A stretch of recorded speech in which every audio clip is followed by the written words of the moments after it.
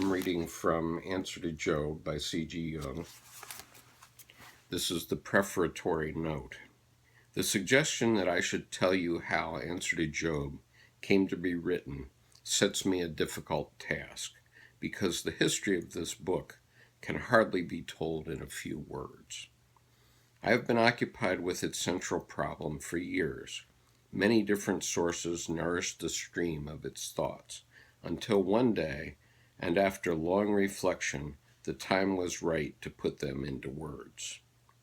The most immediate cause of my writing the book is perhaps to be found in certain problems discussed in my book Aeon, especially the problems of Christ as a symbolic figure and of the antagonism Christ-Antichrist. In connection with the discussion of these problems and of the doctrine of redemption, I criticize the idea of the privatio boni as not agreeing with the psychological findings. Psychological experience shows that whatever we call good is balanced by an equally substantial bad or evil. If evil is non-existent, then whatever there is must needs be good. Dogmatically, neither good nor evil can be derived from man, since the evil one existed before man as one of the sons of God. The idea of the privatio boni began to play a role in the Church only after Mani. Before this heresy, Clement of Rome taught that God rules the world with a right and a left hand, the right being Christ, the left Satan. Clement's view is clearly monotheistic, as it unites the opposites in one God.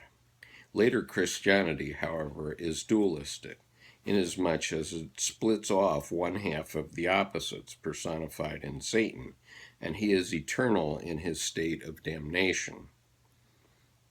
This crucial question of from whence evil forms the point of departure for the Christian theology of redemption. It is therefore of prime importance. If Christianity claims to be a monotheism, it becomes unavoidable to assume the opposites as being contained in God. But then we are confronted with a major religious problem, the problem of Job. It is the aim of my book to point out its historical evolution since the time of Job, down through the centuries to the most recent symbolic phenomena, such as the Assumption of the Virgin Mary.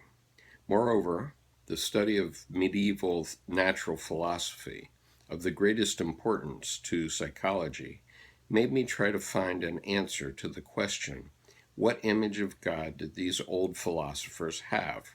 Or rather, how should the symbols which supplement their image of God be understood? All this pointed to a complexio oppositorum, and thus recalled again the story of Job to my mind. Job, who expected help from God against God. This most peculiar fact presupposes a similar conception of the opposites in God.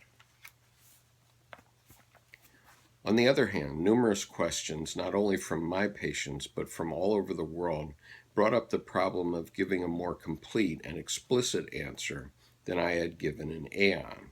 For many years I hesitated to do this because I was quite conscious of the probable consequences and knew what a storm would be raised. But I was gripped by the urgency and difficulty of the problem and was unable to throw it off. Therefore, I found myself obliged to deal with the whole problem, and I did so in the form of describing a personal experience carried by subjective emotions. I deliberately chose this form because I wanted to avoid the impression that I had any idea of announcing an eternal truth.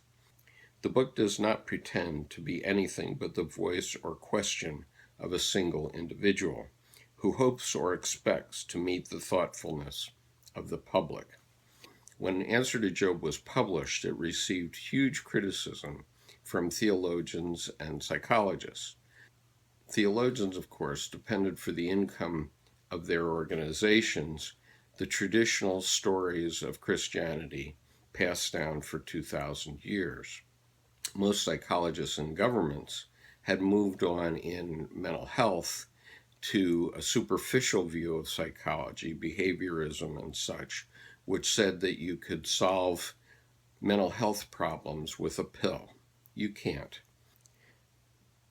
Dr. Jung's entire work of depth psychology was showing how we really have to find our mental health. This is not popular with health insurance companies because it requires careful evaluation of the psyche of the individual.